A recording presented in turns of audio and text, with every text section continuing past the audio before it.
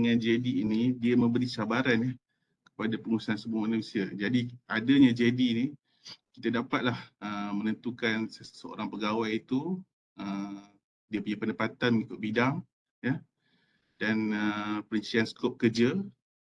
Okay, kita juga tahu tahap kompetensi pegawai tersebut, macam mana, apa keperluan kompetensi yang dia perlukan mengikut bidang, mengikut skim, Dan juga daripada JD itu tersebut, kita dapat tahu apa bidang-bidang khusus latihan yang bersesuaian dengan pegawai tersebut. Dan JD juga menggambarkan pengalaman terhadap suatu bidang dan juga sepadanan dan dimensi tugas. Okay, setiap satu ni nanti saya akan terangkan balik.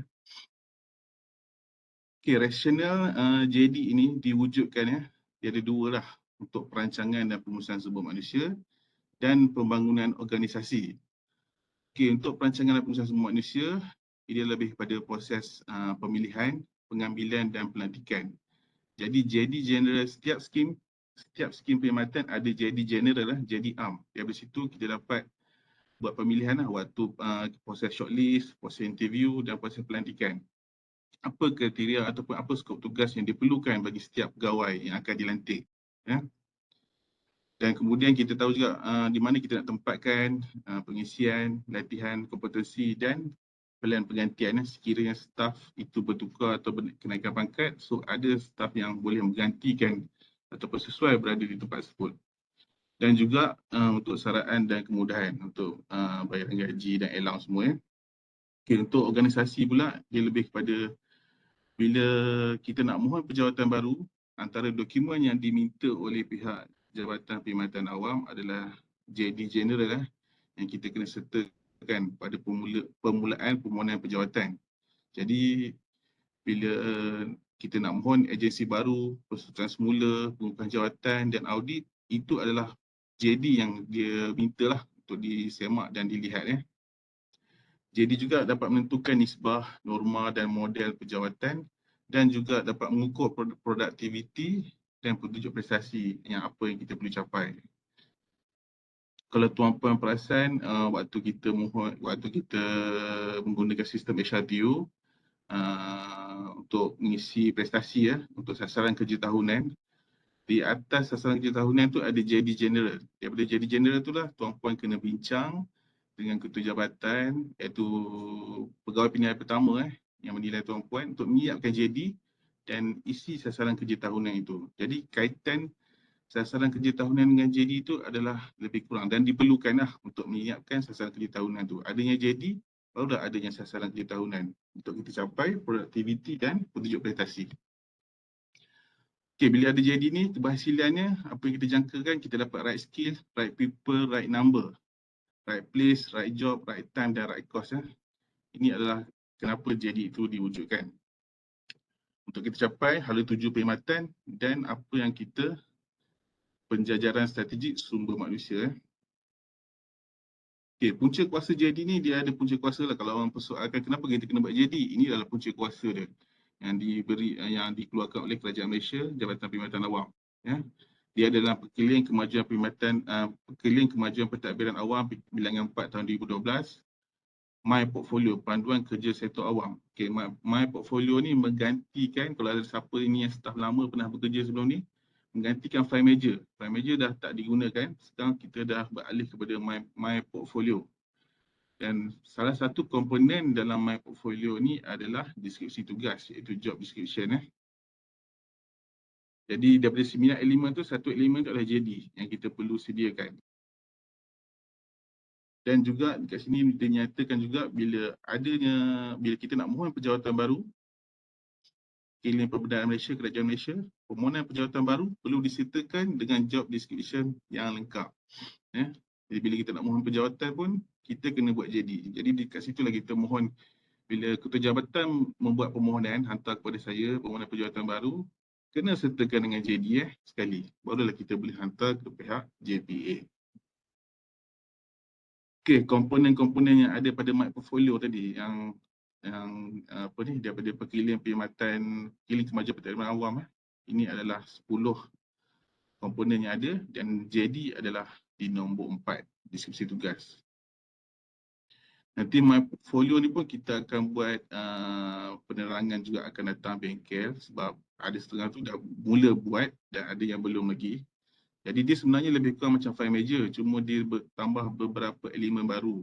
Contohnya JD, carta organisasi tu sama macam file manager, carta fungsi, aktiviti fungsi, isi tugas yang baru, proses kerja sama, carta alih pun sama waktu file manager ada. Senarai semak, senarai undang-undang ni ditambahkan sikit. Senarai borang dan senarai jawatan kuasa yang dianggotai. Tapi hari ni kita fokus untuk nombor 4 saja untuk JD. Okay, ni adalah definisi untuk JD. Kenapa merupakan dokumen yang menjelaskan tujuan pewujudan sesuatu jawatan. Jadi kat situ pun dah cakap, adanya JD, wujudlah jawatan tersebut. Dan kira komponen, mengambil kira komponen accountability yang bertanggungjawab kita, dimensi dan kompetensi yang diperlukan bagi suatu jawatan dalam organisasi tersebut. Ini selaras dengan objektif untuk kita menentukan kadar upah untuk kerja, rate for the job, dan accountability juga yang jelas dan spesifik dapat membantu penyandang menjalankan tugas yang lebih efektif, setara dan grade jawatan yang diperuntukkan. Jadi JD dapat membantu untuk menterjemahkan hasil daripada tugas tertentu dengan lebih jelas bertepatan dengan objektif penubuhan sebuah agensi. Okey, kira konsep JD diperkenalkan untuk ada 12 perkara lah. Jadi ini tuan-puan boleh baca, nanti kita akan share juga slide ini kepada tuan-puan. Dan sebelum ni pun pada HOD pun kita dah share juga dalam grup HOD supaya pejabatan bersama dengan staf-staf dapat berbincang untuk buat penyediaan JD. So antara komponen dia adalah pewujudan jawatan, accountability, distribusi tugas, fakta, keandaian merujuk kepada organisasi dan berorientasikan hasil. Kita nak ukur input tentang prestasi, jelas, mudah difahami dan demi dokumen ni hidup. Dokumen ni dikemas kini setiap kali perubahan fungsi. Jadi kalau JD ni katalah JD untuk jawatan jururawat di ward, kalau ada pertambahan fungsi baru, so JD tu perlu juga dikemas kini. Sepadanan tugas antara rakan sekerja penyelia dapat dikenal pasti juga. So dapatlah beza antara tugas nurse di ward tersebut lah. Katalah di ward tersebut ada 10 nurse. So adalah sepadanan perbezaan sikit tugas dia untuk membezakan apa yang dibuat dalam JD tersebut. Sebab persoalan ni akan ditanya nanti. Contohnya di ward ada 10 orang nurse. Jadi JD-nya patutnya JD yang sama daripada segi dia punya accountability dan dia punya fungsi tugas. Tetapi perlu ada beza sedikit di komponen dimensi yang membezakan sepadanan tugas tersebut. Okay, jurang juga antara kompetensi jawatan dan kompetensi pegawai dikenal pasti dan skop fungsi jawatan diperjelaskan. Tiada pertindihan tugas. Jadi bila dikata tiada pertindihan tugas tu, setiap orang kena ada setiap JD masing-masing. Bukannya JD yang sama untuk 10 ataupun 20 orang. Okey, proses penyediaan JD. Jadi ada setengah tu kata HOD je kena buat, bukannya staff. Sebenarnya dia melibatkan penyandang itu sendiri, staff tersebut bersama penyelia. Penyelia ini adalah pegawai penilaian pertama dan penyelaras pegawai penilaian kedua. So kena berbincang bersama, barulah kita dapat menyediakan JD yang sebenar yang bertepatan dengan pegawai atau penyandang tersebut. Jadi bila kita nak buat JD ni, kita kena ada 5 step lah. Kena kumpul maklumat apa yang diperlukan. Draft dulu, so semakkan draft boleh diberi kepada penyelia dengan penyelaras untuk disahkan dan perlu dikemas kini sekiranya ada perubahan fungsi. Okey, kesilapan berkaitan dengan JD ni. Apa kesilapan dia? Kebanyakannya ambil mudah dengan kelayakan yang diperlukan untuk melaksanakan tugas. So kelayakan tu memang perlu bersesuaian dengan JD atau tepat penama itu bertugas. Membesarkan atau meremehkan kepentingan suatu tugas. Dia kiranya pro and con ada sebelah-sebelah. Mengambil mudah dengan kelayakan, jadi potensi menimbulkan masalah dalam pengambilan, pelantikan dan pengenalan bakat. Okay, membesarkan atau meremehkan kepentingan suatu tugas tugas yang dilaksanakan tidak menepati kehendak dan keperluan organisasi. Jadi JD yang tidak dikemaskini dan tidak selari dengan matlamat hala tuju menyebabkan diskusi tugas luput tidak lagi relevan kerana perubahan tugas. Tidak meletakkan kompetensi yang benar-benar diperlukan. Jadi penyandang tak capai apa kompetensi yang diperlukan untuk melaksanakan tugas. Meletakkan accountability yang terlalu banyak di grade tinggi sebagai kaitan banyak tugas. Accountability di jawatan lain di bawah selain tidak dapat disediakan dengan baik. Jadi kat sini kita nampak perbezaan tugas daripada penyelia sehinggalah penyandang. Dia ada perbezaan dekat situ. Bukan yang sama. Okey, dokumen rujukan bila kita nak sediakan JD. So ini adalah 6 perkara tadilah. Di bawah akta, dasar arahan kerajaan, rancangan Malaysia, plan strategi, waran penjawatan, PKPA bilangan 4 2018. Okey, 8 komponen dalam JD Yang utama ada 8. 1. Maklumat umum, 2. Tujuan, 3. Accountability, 4. Tugas utama, 5. Dimensi, 6. Kelayakan akademik, 7. Kompetensi, 8. Pengalaman.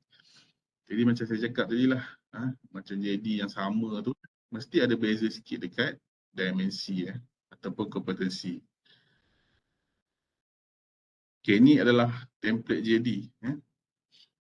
Kat situ ada maklumat umum berkaitan dengan maklumat penama, tujuan penggunaan jawatan, accountability, semua yang 10 komponen tadi. Jadi mari kita tengok apa berkaitan yang satu persatu berkaitan maklumat umum.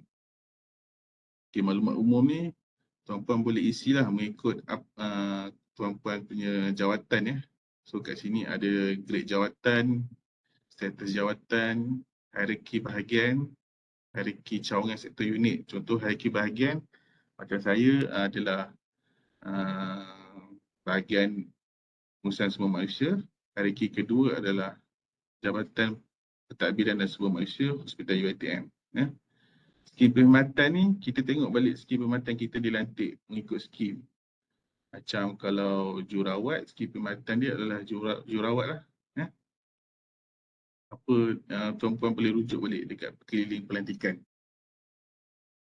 Dan boleh rujuk juga dengan JD General yang ada dekat sasaran kerja tahunan tu, H1U tu pun boleh rujuk. Dia adalah sama dia punya komponen atas ni yang tuan-puan boleh isi. Ketua perkhidmatan kita adalah Naib Chancellor, Naib Chancellor UiTM, bukan pengarah. So, sebab kita di bawah Universiti Teknologi Mahara adalah badan berkanun, ketua tertinggi adalah Naib Chancellor. Okay, kedudukan di waran penjawatan ni tak apa tuan-puan tak perlu isi. Ini adalah ditetapkan oleh bahagian saya dan pihak pejabat pendaftar. Bidang utama ni kalau ada contohnya jurawat, dia ada bidang utama, dia berkaitan dengan perubatan dan kesihatan. Saat bidang mungkin dia ada post basic, boleh masukkan lah. Ada post basic nefro ke ataupun critical care ke yang berkaitan saja boleh masukkan. Disediakan oleh adalah penyandang sendiri, pegawai, boleh letakkan jawatan ataupun nama. Disemak oleh pegawai penilaian pertama, diluluskan oleh pegawai penilaian kedua. Tarikh dokumen dan tarikh bila JD itu dibuat. Okay, kat sini dia ada mention Hermes. Hermes ni ada sistem JPA. Sebab slide ni pun saya ambil slide dari JPA.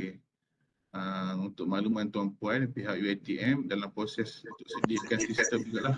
Daripada portfolio tu, online kita boleh upload. Sorry, ada yang buka speaker. Okay. Sekiranya, okay, nanti baru kita masukkan bila dah sistem UiTM tu dah ready my portfolio tu. Kalau dah ready itu secara online baru kita upload dalam sistem. Sekarang ni kita sediakan secara hard copy dahulu. Okay, ini adalah contoh penulisan maklumat umum tu yang telah diisi. Ini adalah pegawai daripada JPA lah. Tapi macam saya terang tadi, lebih kurang sama lah komponen-komponen dia. Okay, tujuan pewujudan jawatan.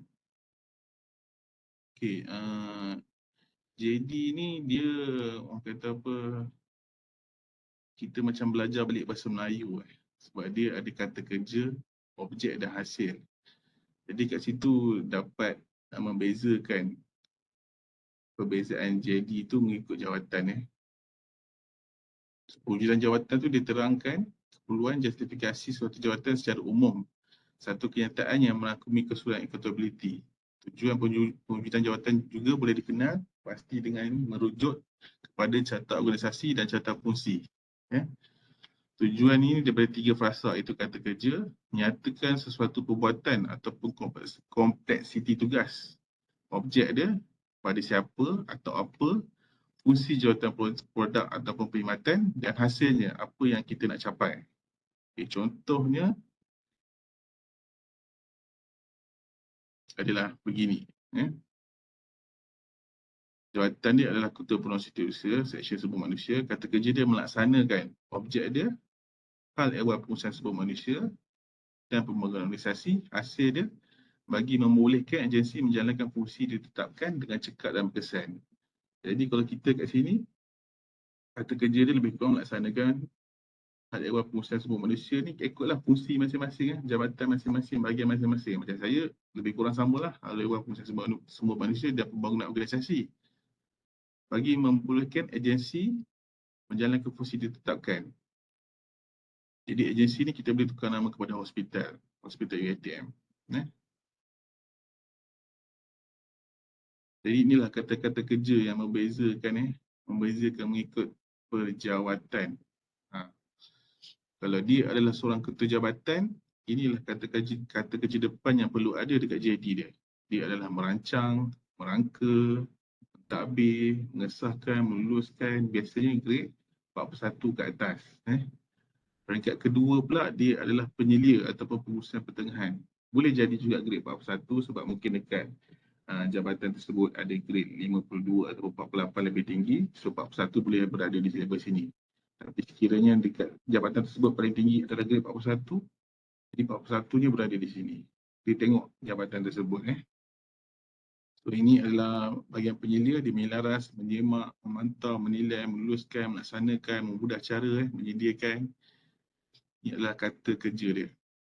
Dan peringkat 3, operasi. Ini adalah lebih yang menjalankan tugas lah. Contohnya adalah staff nurse grade U29. Contoh kalau nurse kat sini U29, kat sini U32, kat sini U41 sini. So U29 kat sini membantu untuk staff nurse lah. Dia mengikut skim dan mengikut jabatan.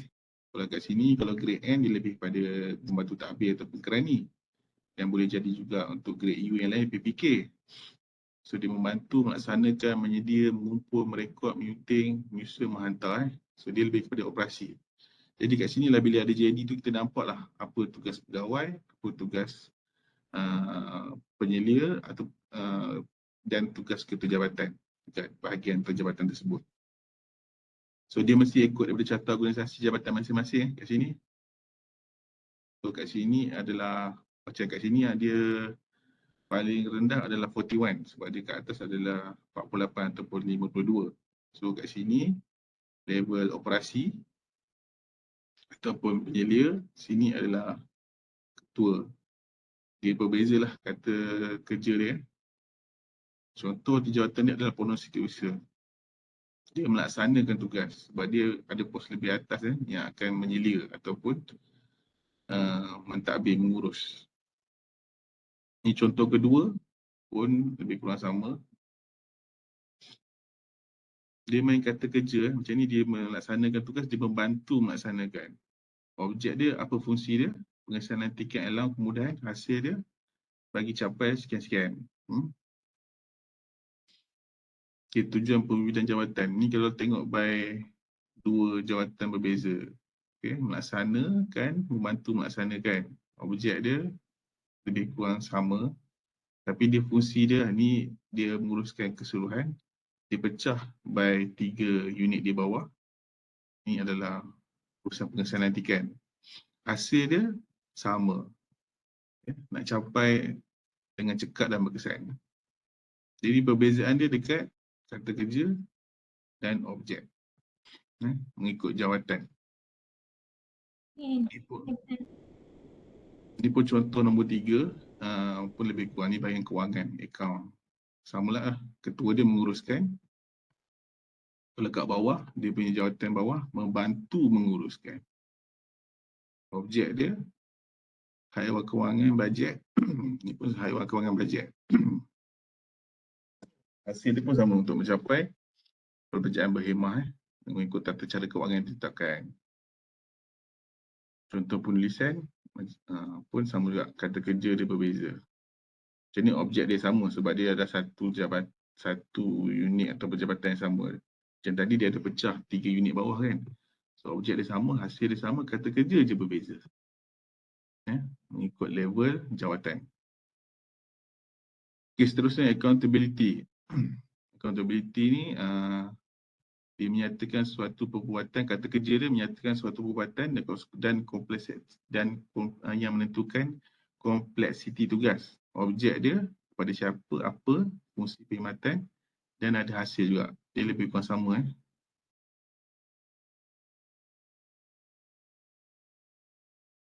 Okay, ciri-ciri accountability. Mengenai pasti output, tidak terikat dengan suatu tempoh, tugas spesifik, fokus kepada hasil. Beberapa jawatan berkongsi accountability yang sama dan pada masa yang sama.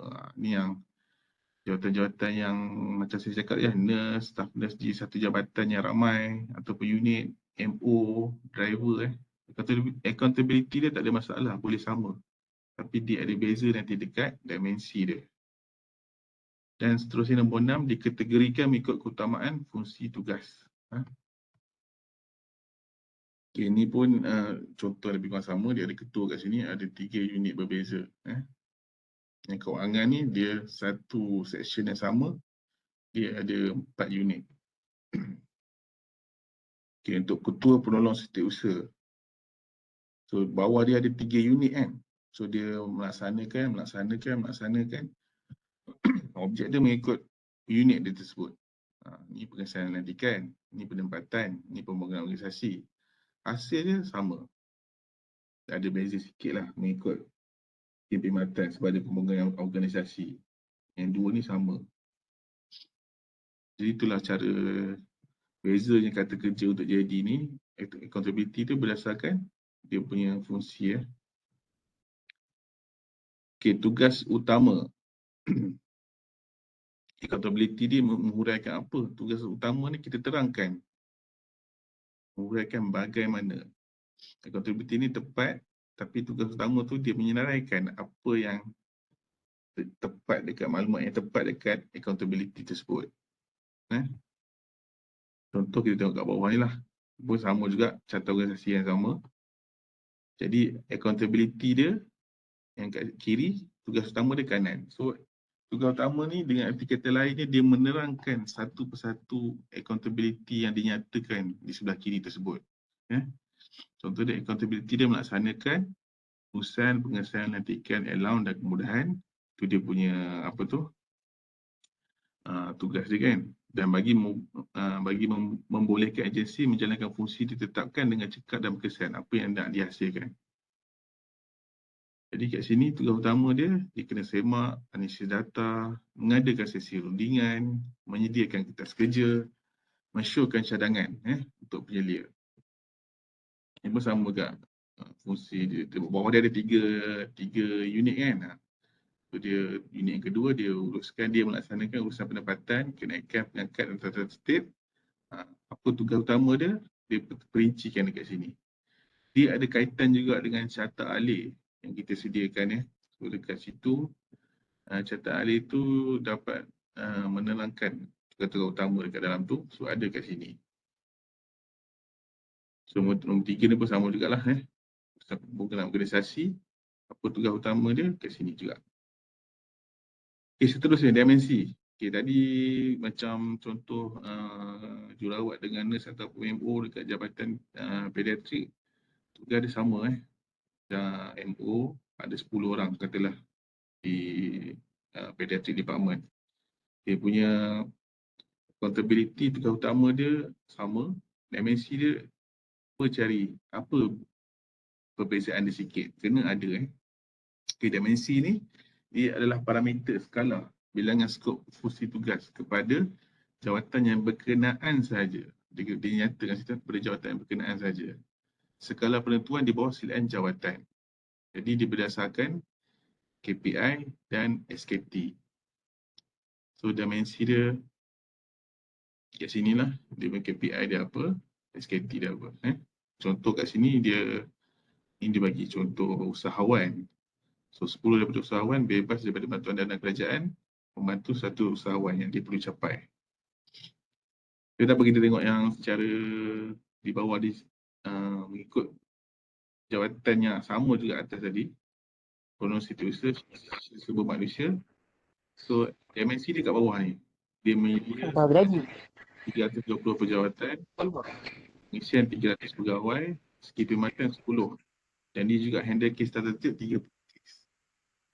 Jadi kat sini mungkinlah kita boleh nyatakan kalau dekat contoh dekat ward ataupun contoh dekat klinik so bilangan pesakit dia berapa ramai, bilangan katil dia berapa banyak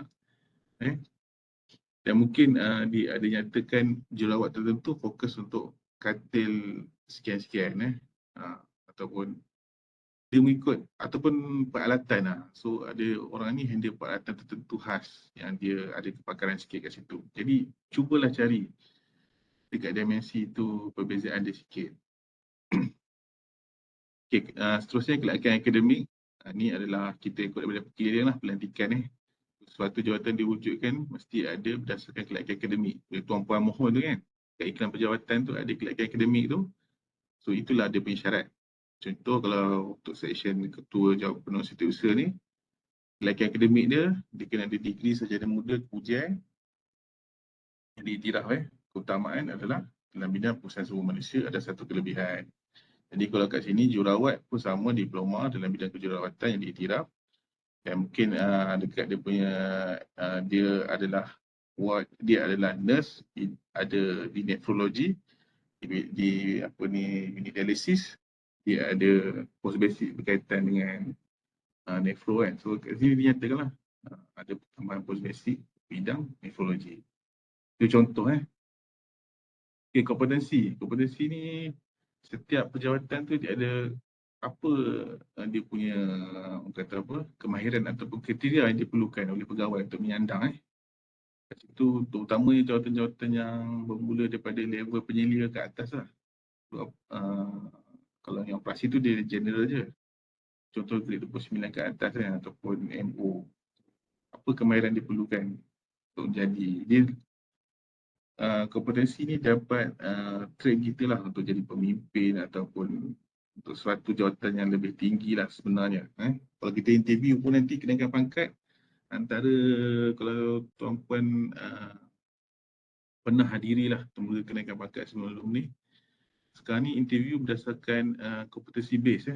So setiap ketua skim di UiTM ni yang telah dilantik, dia telah kata mengubah soalan ataupun create satu situasi yang bila dalam interview tu ditanya dekat situlah baru ditengoklah kompetensi apa yang tuan puan ada untuk berjaya ataupun mendapatkan jawatan tersebut. Jadi kat situlah temuduga tu menilai lah kompetensi pegawai tersebut. Di sini contoh untuk sebagai jawatan ini dia ada kemahiran kepimpinan, membuat keputusan, pemikiran strategik, analytical dan berkemahiran dalam Microsoft Word, Excel dan PowerPoint. Okay, baru-baru ni pun ada yang staff-staff baru ni pun kita ada buat ujian untuk kerani-kerani kita tengok kemahiran diorang daripada bagaimana menggunakan Microsoft Word, Excel dan PowerPoint untuk kita tentukan pendapatan. Okay, seterusnya bahagian pengalaman. Okay, pengalaman ni kena bincang ketua jabatan lah. Biasanya jawatan yang lebih tinggi mungkin dia perlukan dinyatakan situ. Macam ni 4 tahun dalam bidang pengurusan sumber manusia. Kalau nak jadi pakar apa semua, mungkin dia dinyatakan dekat situ berapa tahun. Kalau 54, 9 tahun 9 tahun pengalaman sebagai pegawai perubatan dan melayakkan jadi pakar.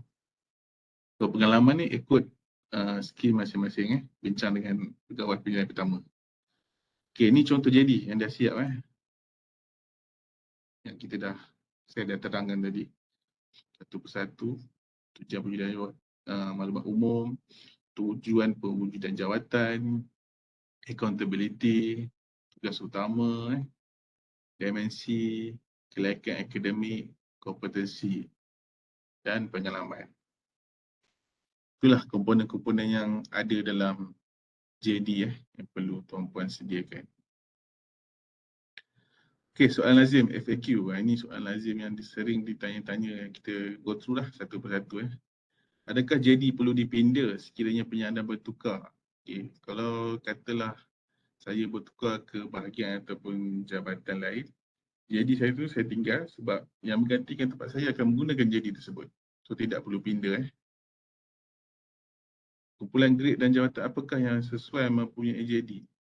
Ini soalan yang sering ditanya kat saya. Tak kisahlah skim apa sekalipun, ini adalah arahan daripada Jabatan Perkhidmatan Awam dalam perkiling-perkiling yang saya nyatakan tadi. Semua jawatan dan grade yang diperuntukkan dalam waran pejawatan, surat kelulusan pejawatan, waran pejawatan SKP perlu menyediakan JD. Perlu menyediakan JD. Adakah agensi perlu menyediakan satu JD sahaja bagi jawatan yang menjalankan fungsi yang sama? Yang saya terangkan tadi. Prinsip JD adalah satu JD, satu jawatan. Accountability dan tugas utama boleh sama bagi jawatan yang menjalankan fungsi yang sama, tetapi terdapat perbezaan pada komponen dimensi. Ini yang saya tekan kat sini. Dimensi tu kena ada perbezaan. Bincanglah dengan ketua sebaik-baik mungkin. Kata memang susah kalau nak buat yang tugas dia adalah sama. Dia punya tugas utama dia, accountability dia sama. Tapi dimensi dia tu mesti ada sedikit membezakan jadi pegawai A, pegawai B, C dan seterusnya dalam satu jabatan yang sama. Bolehkah tugas baru dimasukkan dalam JD? Okey, bagi tugas baru yang diberikan kepada jawatan boleh ditambah dalam JD. Manakala tugas-tugas lain yang tidak berkaitan dengan skop jawatan yang diberikan kepada penyandang dimasukkan sebagai sasaran kerja utama. Bagi tugas-tugas yang tidak mendapati dengan tujuan pewujudan jawatan hanya dijadikan sebagai sasaran kerja utama. Okey, ini contoh adalah macam tuan-puan dilantik lah. Tahun ni sebagai MSQH sebagai auditor. Itu adalah boleh dimasukkan dekat sasaran kerja tahunan tuan-puan. Bukan masuk dalam JD tidak sama. Dia tugas tu tuan-puan tak buat berterusan ataupun dia berdasarkan lantikan waktu tertentu saja bertempoh. Jadi dia masuk ke SKT bukan masuk ke JD. Ataupun dilantik sebagai jawatan-jawatan lain lah, menyelia ke menguruskan sesuatu perkara baru pun sama juga. Melainkan apa yang diarahkan tu telah menjadi fungsi jabatan tersebut yang perlu dicapai. Itu ia boleh masukkan dalam JD. Okay, bagaimanakah kaedah penulisan tujuan pewujudan jawatan sekiranya terdapat lebih daripada satu tujuan pewujudan jawatan? Okey, dia boleh gabung jadi satu ayat umum. Perincian melalui setiap accountability. So boleh gunakan tadilah kata kerja semua tu. Cuba cari satu ayat yang kata apa, yang sesuai lah, bersesuaian untuk capai apa yang diperlukan oleh jabatan tersebut. Perincian tu diterangkan dekat accountability. Okey, soalan lazim seterusnya, manakah pada komponen manakah sepadanan tugas dapat dikenal pasti? Okey, boleh letak dekat tujuan pewujudan jawatan tu, accountability dan dimensi. Tiga komponen tu boleh diletakkan, membezakan tugas-tugas antara pegawai-pegawai. Bagaimanakah penggunaan JD bagi pegawai yang ditempatkan secara pentadbiran? Penggunaan JD adalah berdasarkan jawatan yang dibutuhkan dalam SKP saja. Penempatan secara pentadbiran tidak wajar dilaksanakan oleh agensi manakala bertangan. Okay, ni dia ada perkara lain sikit. Ini berbeza lah. Okay, siapakah yang bertanggungjawab menyediakan JD?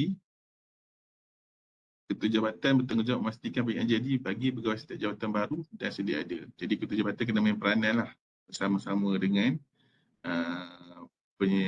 pegawai atau penyandang untuk kita sediakan JD bersama. Cuma bila memang jawatan baru tu memang ketua jabatan lah, tapi dia sediakan JD general dulu bersesuaian dengan tempat dia. Bila penama tu masuk baru dia isi lebih detail apa yang dia perlukan. Adakah boleh menambah komponen utama yang lain dalam JD? Boleh, tertakluk pada keperluan agensi. Adakah JD boleh jadikan input Untuk menjajakan suatu jawatan sekiranya beban tugas kompleksiti tidak setara dengan jawatan sedia ada, boleh takluk pada lain-lain prinsip dan dasar perjawatan semasa. Okay, ni kuis kat bawah ni tak perlulah. Jadi kat situlah penerangan saya sedikit berkaitan jadi. Saya rasa ini bukan yang kali pertama, ini saya rasa dah kali ketiga ataupun kali keempat yang saya sampaikan di Fakulti Perubatan pernah, di hospital ni kali kedua, ketiga. Okay, kita go to soalan sekejap. Boleh Cik Fiza? Kita teruskan dengan soalan. Boleh Cik Hafiz, boleh.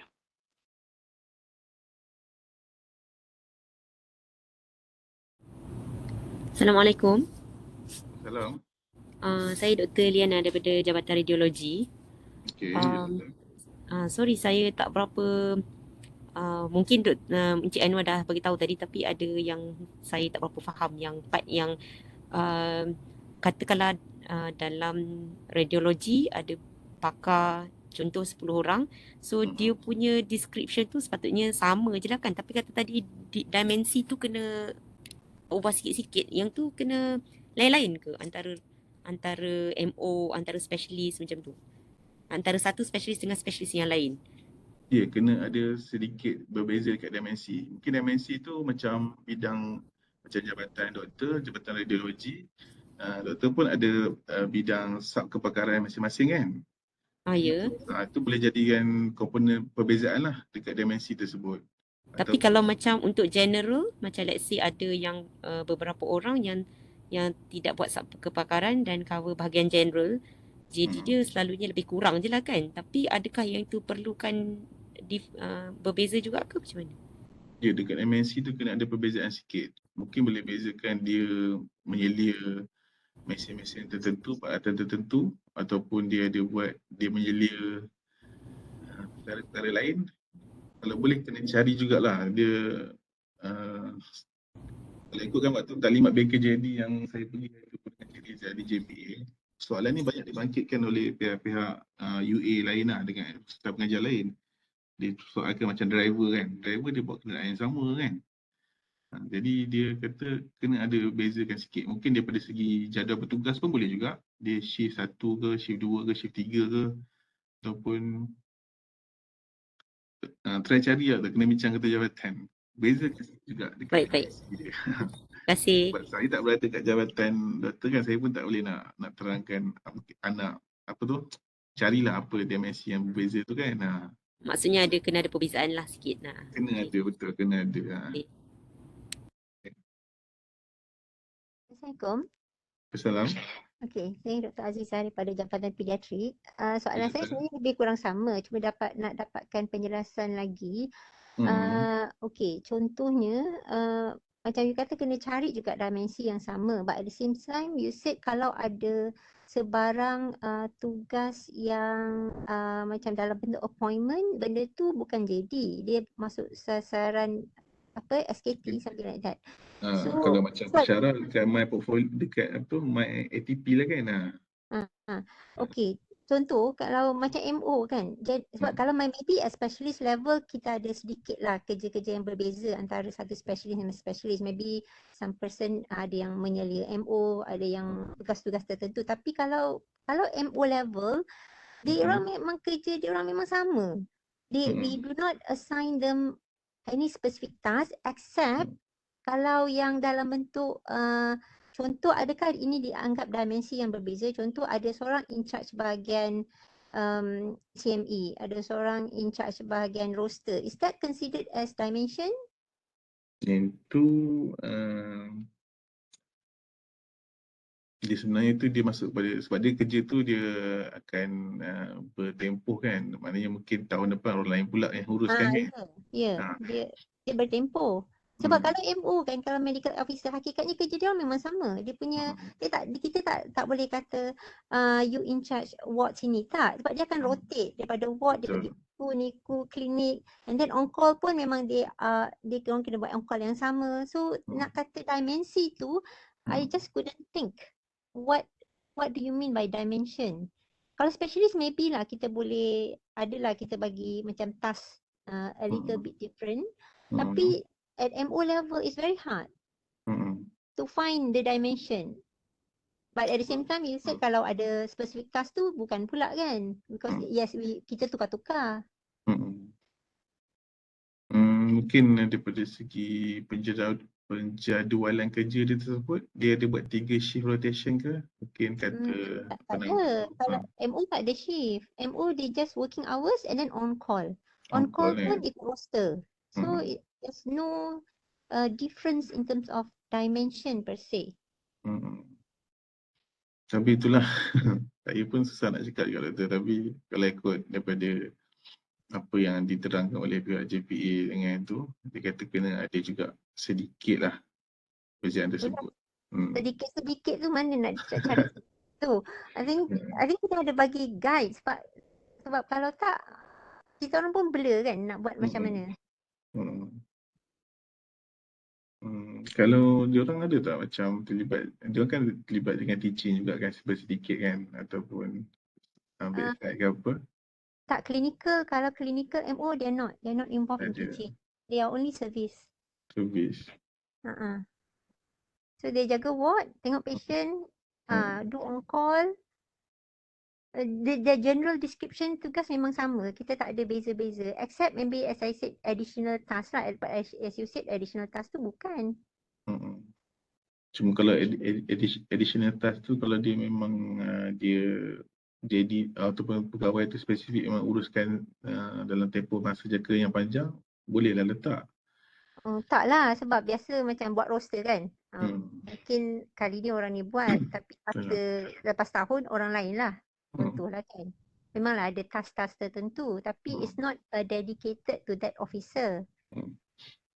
Okay, tak apa Dr. Azizah, tak apa yang jadi yang macam apa yang boleh buat tu doktor buat dulu. Nanti kita akan bincang lain lah pasal dimensi ni dengan apa ni skim-skim yang diperlukan ni lah macam MO tertentu ni Nanti kita tengok balik boleh?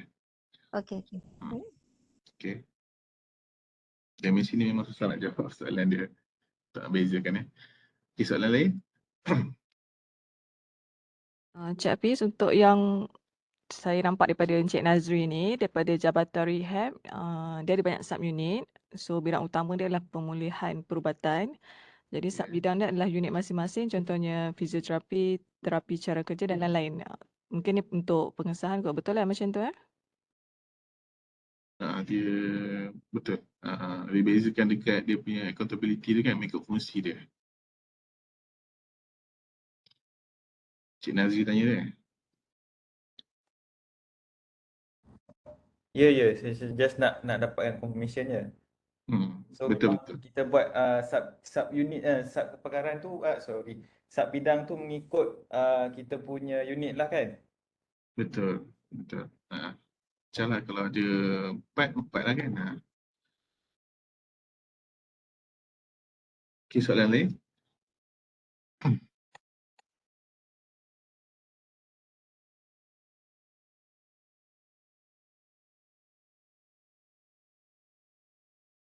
Just nak clarify, just now you said the JD tu is to be prepared by pegawai tu, lepas tu disah, dicek oleh pegawai penilai 1 dan pegawai penilai 2.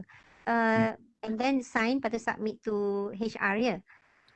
Untuk JD yang kami email pada HOD tu, kami letak ruangan, kami tambahkan sikit kat bawah tu lah, disediakan oleh adalah pegawai sendiri, disemak oleh dia punya pegawai penilai pertama itu saja. Yang kedua tak perlu.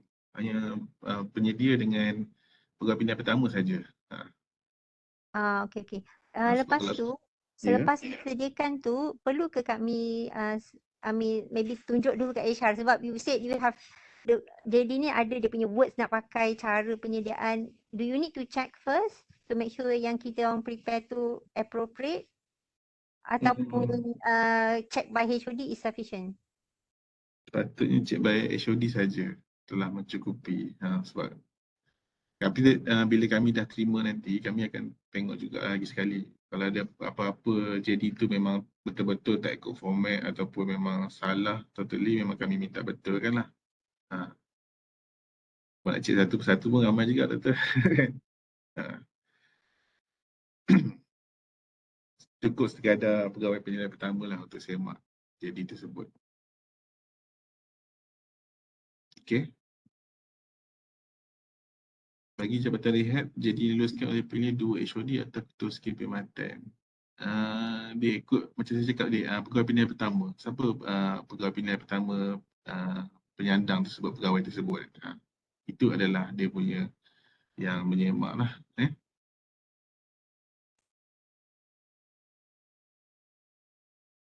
Boleh nanti kami sharekan, nanti Cik Hafizah boleh sharekan slide ni, tak ada masalah.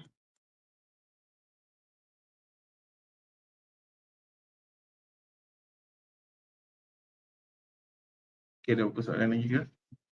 Kalau ada apa-apa, Cik Hafiz. ya salam. Assalamualaikum Cik Hafiz. Ya, ya. Dengarkan saya Dr. Safrida dari Jabatan Kecemasan. Ya, Dr. Safrida. Saya nak confirmkan tentang yang JD untuk MO tadi tu. Nak clarify balik. Di Jabatan Kecemasan kami ada 9 MO. Okey. Semuanya servis MO. Dan di Jabatan Kecemasan kami wujudkan unit-unit Clinical Governance Unit. Okey. So di Clinical Governance Unit tu contoh ada aset, ada sosial kebajikan staff, ada latihan. So setiap ketua tu adalah pakar, lecturer. Lepas tu koordinator dia adalah MO. Betul. So kita ada buat surat lantikan selama 2 tahun. So kalau dalam job description MO tu kami bezakan mengikut dia punya koordinator, mengikut CGU tu boleh? Dia akan berterusan kan? Katalah lepas For 2 2 tahun. years. Lepas tu for 2 tukar. years, tukar tapi orang kata apa, dia akan buat tugas yang sama juga. Maksud saya kalau orang lain dilantik pun dia akan buat tugas yang sama juga, betul tak? Lepas 2 years orang lain lantik akan buat benda yang sama tapi mungkin ada ada aktiviti yang sama yang akan berulang-ulang setiap tahun dan mungkin ada yang wujudkan aktiviti yang baru. Betul. Jadi sebenarnya macam saya terangkan mula tadi, JD tu memang boleh terus kekal je, tak ada masalah. Dan katalah apa yang 9 yang doktor cakap tadi, dia memang untuk mencapai prestasi ataupun fungsi jabatan tersebut, itu boleh masukkan. Tak ada masalah. Dia boleh masukkan dekat accountability dengan dimensi juga. I see. Oh, dua-dua boleh masukkan. Dua-dua boleh Benda yang masukkan. sama boleh masukkan dalam dua-dua.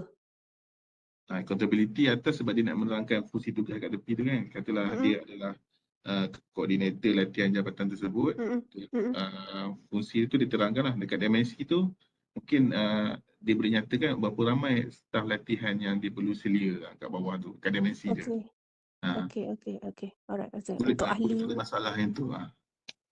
Okay, faham. So maksudnya boleh lah Okay, tu Katalah saja. nanti staf tu dah habis 2 tahun kan, lepas tu staf lain dilantik, dia nak tahu apa dia punya accountability atau fungsi yang koordinator latihan tu, dia boleh rujuk JD yang sebelum tu. Yes. Okay. Faham.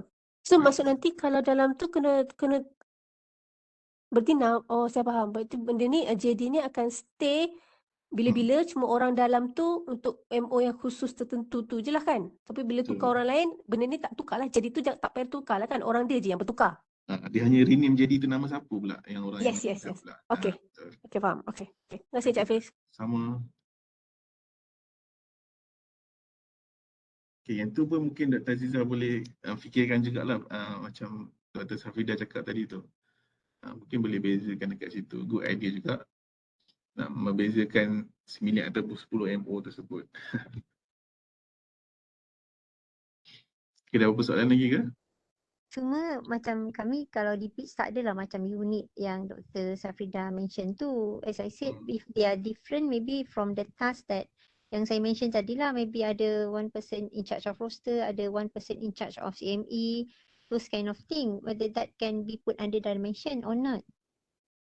Tapi itulah kalau fungsi dia accountability tu dia berterusan, dia akan untuk mencapai apa tu kata prestasi jabatan tersebut ataupun KPI jabatan tersebut boleh masukkan. Nanti dia hanya tukar je bila penyandang tu dah tak menjawat jawatan tersebut. Tapi kalau boleh buat macam ini tu lah, dia ada bertempoh lama sikit, tak adalah sekejap.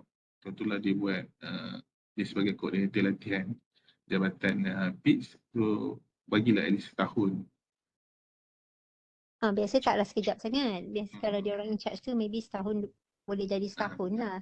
Kalau itu boleh dimasukkanlah dalam JD. Sebab nak bezakan dia punya accountability dengan dimensi tersebut. Itu boleh. Okey.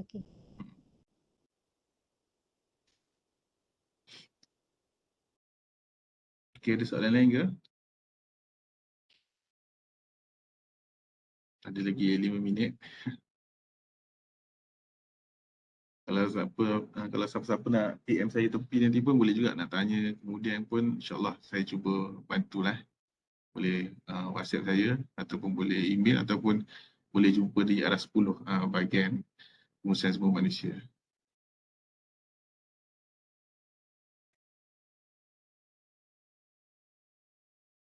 Linjan latihan kejap lagi Cik Fiza akan share dia punya link.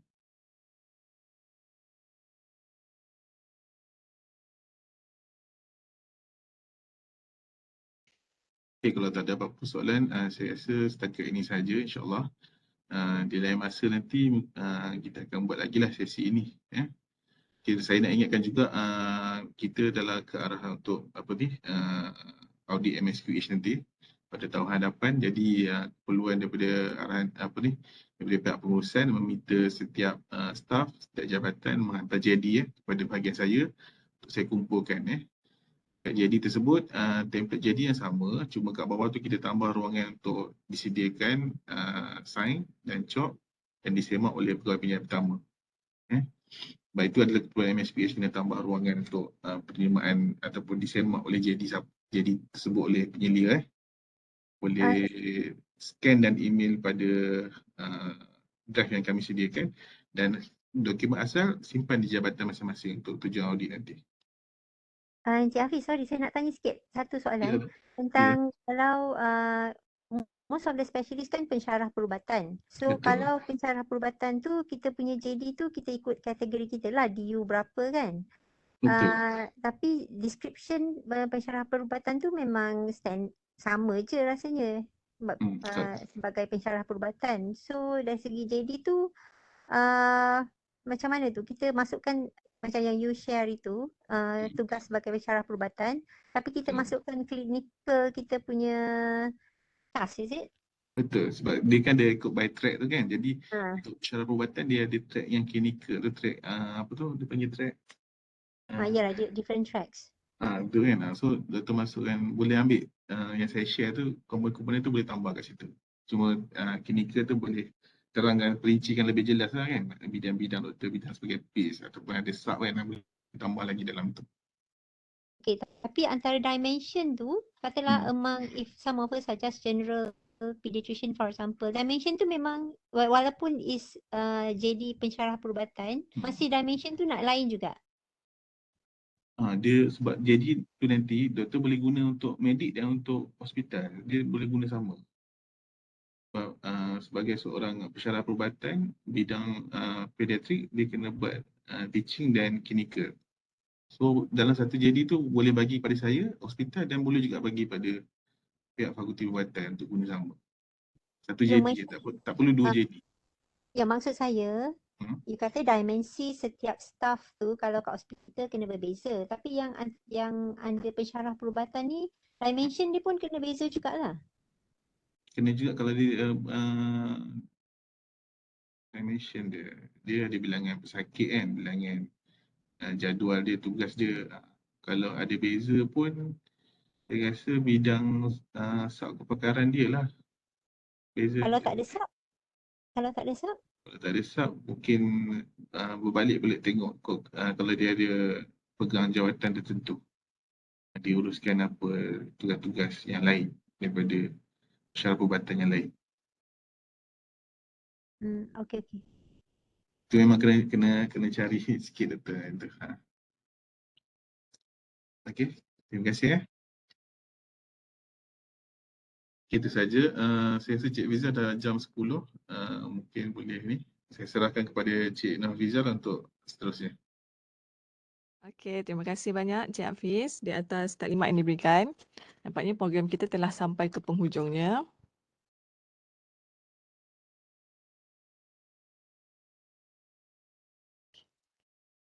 Pihak unit latihan, hospital, UiTM ingin mengucapkan ribuan terima kasih sekali lagi kepada Encik Muhammad Hafiz Anwar di atas kesudian untuk berkongsi maklumat berkenaan taklimat JD pada hari ini. Moga taklimat disampaikan bermanfaat kepada semua. Kalau ada pertanyaan seperti Encik Hafiz maklumkan tadi, boleh hubungi beliau lah di ataupun boleh jumpa beliau di RS10. Dan terima kasih juga diucapkan kepada semua staf hospital UiTM yang menyertai taklimat pada hari ini. Pautan jam latihan telah pun saya share di ruangan chat. Untuk slide dan rekod pada hari ini kami akan share insyaAllah minggu depan. Jadi kita akhiri program kita pada hari ini dengan tasbih kafarah dan surah Al-As.